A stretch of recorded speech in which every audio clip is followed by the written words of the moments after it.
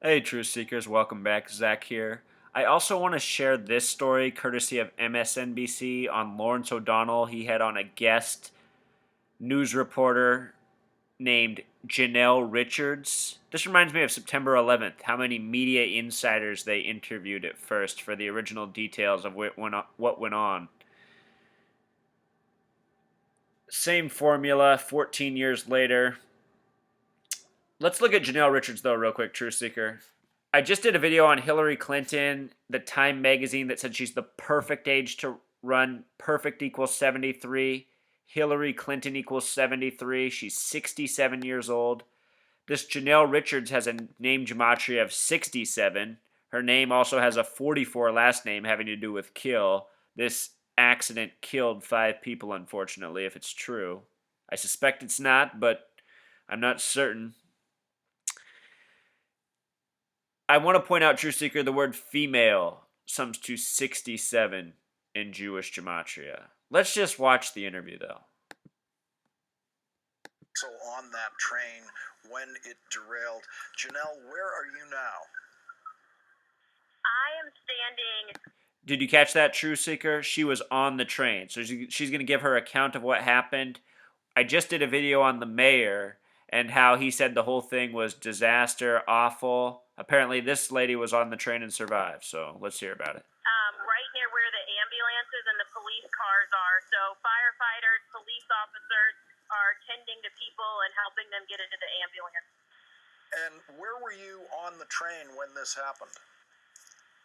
I was in the back of the train, so in that last car, and that's, we were just, next thing you know, there's a loud crash. You kind of fly up a little bit and you're jerking back and forth, and then it's all over. And I was in complete shock. I think most people that. I mean, did that sound. She said it as if there was no stress to the situation.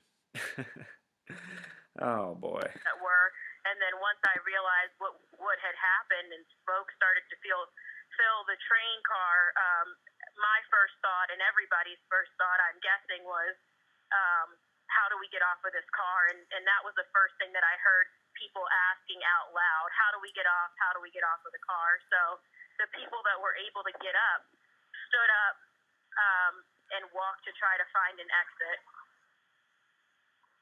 Janelle, would you say the car you were on, that last car on the train, was that half full? Was that mostly full? I would say that it was mostly full from what I can remember. On these trains, people are constantly getting off and on at each stop. So when I first got on the train in Washington, D.C., it was full. By the time we got to Philly, it's definitely possible, of course, that people could have gotten off by the time that we actually crashed or derailed. Yeah, Philadelphia is normally the stop where more people get off than any other between Washington and New York. But was it your sense, Janelle, that this was a front-end impact on the train? I know it's very hard to tell that. It's very hard to tell. I mean, just think about these questions, though. To whose benefit are they? Was it a front end impact? And I mean, look at the account she already gave of it. It was like a little bump and then a twist here and there. I mean, come on. The media is just trying to paint pictures in our head of nonsense that never happened. From shootings to this. All that, but yeah, I would actually think so. When I looked over to my left, there was a woman in the aisle with blood coming down her face, but I also remember a lot of people or some people standing up. So it seemed like, even though people were shocked, they were not badly injured. Yeah, so if it was a front end impact, the last car was the best place to be in this situation. But even as the best place to be, you saw injuries in that car. Would you say it was a minority of the people in the car who were injured? Yeah, I would say the minority of people, yes. And what did you have to do to get out? Did your car flip over the way Patrick Murphy's did? No, my car did not flip over. It was standing up. I walked to the back of I just want to point out that Patrick is a 33 name, which he just mentioned.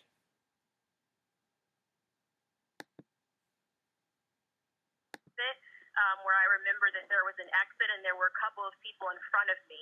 And so a gentleman had figured out how to open that door. And it didn't open all the way, but he got it open enough so that we could climb through it. And he stood there and helped us through that little opening. And then we were just standing by the trees and in what kind of looked like the forest. There was a hill with gravel and rocks. And the other thing that people kept screaming once we were off the train was, "Watch out for the wires, watch out for the wires. Is the train car going to tip over? Are these huge electrical poles going to collapse in?" So everybody was moving as far away from that train as they could, as more and more people were filing out.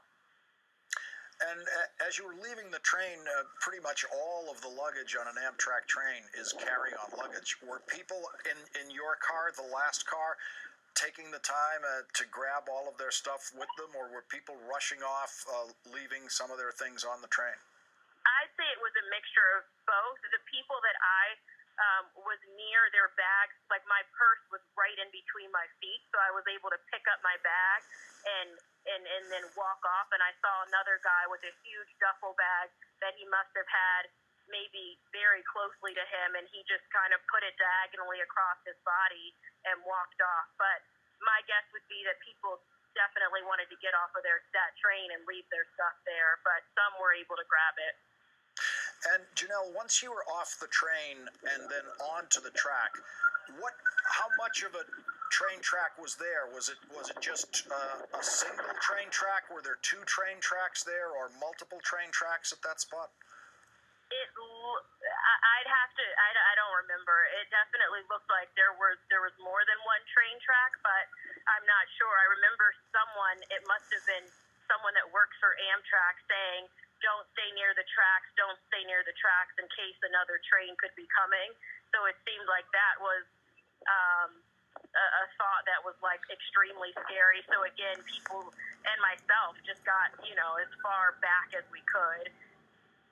And where did you go from there? Is this a section? A lot of the Amtrak route is fenced in all the way, especially in those urban and suburban environments. Right. I just stood back in the gravel and in the forest and just waited. I started to see up in the sky, like obviously like helicopters, and I started to hear sirens. So I knew that responders were on their way. So I just stood there and waited. Once they got there, you could see the flashlights in the distance, what seemed like dozens of them just flashing. Is it just me, Truth Seeker, or does everyone down here they're showing seem kind of lackadaisical? I don't see like anyone in much of a... I don't know. I just feel like people would be more active, more not looking like this, lethargic. Towards the train and towards the woods. So as we waited, as you mentioned, we couldn't see it, but there was a fence, and so they started to drill or kind of break that fence down so that we could walk back here to the street. NTSB is reporting that they are currently gathering information about tonight's Amtrak derailment. NTSB investigates these kinds of derailments just as they investigate airplane crashes. We've been getting the inside experience of being on one of the cars in that train from Janelle Richards. She is a producer at NBC Nightly News. She was on the train leaving Washington, D.C. tonight on its way to New York. Janelle, what time did the train leave Washington? The train was supposed to leave Washington at 7:10. We were delayed, but we ended up leaving shortly after that because I remember looking at my phone thinking, oh, we're not as delayed as I thought we would be. So if I had to guess, I'd say we maybe left around 7:20, 7:25, maybe even before that. But we were supposed to arrive in New York at 10:30 or so, 10:34, I think. And it's now already so quickly blurring together, but this derailment, as you know, probably happened in the 9 o'clock hour, around 9:15, maybe before, maybe after. There may be some family and friends gathered in Penn Station in New York City right now who did not have access to news about this, waiting for passengers to arrive any minute now at Penn Station. That train, obviously, Amtrak will have to be informing those people at Penn Station. I'm sure there's been some method used for that by now. Janelle Richards, we have images up on the screen of some of what's going on down there, and there's one shot here of a derailed car that's lying on its side. Were you able to see when you were standing outside the train how quickly medical technicians were able to respond to the scene and help the most injured people? I know in these situations, just from what I've reported in the past, it always feels longer than it actually is. So I'm really not sure. It felt like it took a while, but they ended up getting here, I'm sure, very quickly, maybe 10 minutes, maybe less or more. And what about the passengers who are okay, who have not been injured? Are they all gathered somewhere there in the street waiting for transportation to somewhere? Everybody's gathered on the sidewalk watching people get into these ambulances now. But has anyone communicated with the passengers who are uninjured about here's how we're going to transport you from here to somewhere else, whether that be New York or back to Philadelphia to hotels? What's going to happen to all Not those that I haven't heard passengers? anything. Yeah, no, I haven't heard anything about that yet. But that is the first question I'm going to ask when I'm off with you, for sure. So there could be, if there's 200 and plus passengers on that train, there may well be 100 people standing there. Can you estimate how many people you see standing there where the passengers are standing who seem okay? 100 seems about right. The problem now is that people in the neighborhood are also standing out here, so it's very tough to tell who was on the train. I mean, some people have, like soot on their faces and blood on their clothes, and that's easy to tell, but otherwise it's a little tough at this point to decipher between who was a passenger and who was just a part of the neighborhood. All right, Truth Seeker. So people are probably asking, well, what's the motive? It could be a lot of things. It could be more spending for the train.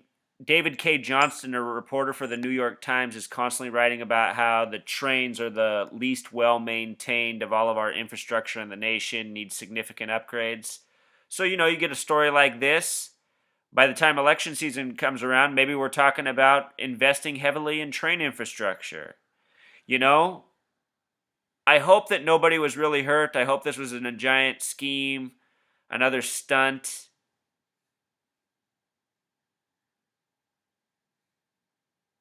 It's hard to say. But between this video with this coded woman's name, their spokesperson coming from the media itself, a producer, a behind-the-scenes person, somebody who works for NBC would surely be in on the propaganda that these networks routinely wage. Between that and then the mayor in the other video who I covered with all of his 93 Thelema coding and how Amtrak connects the locations, something's definitely amiss. Let's not forget her name, Janelle Richards, sums to 67, the number for female. Something else, Truth Seeker. Out of this 67 coding in women lately. All right, until next time.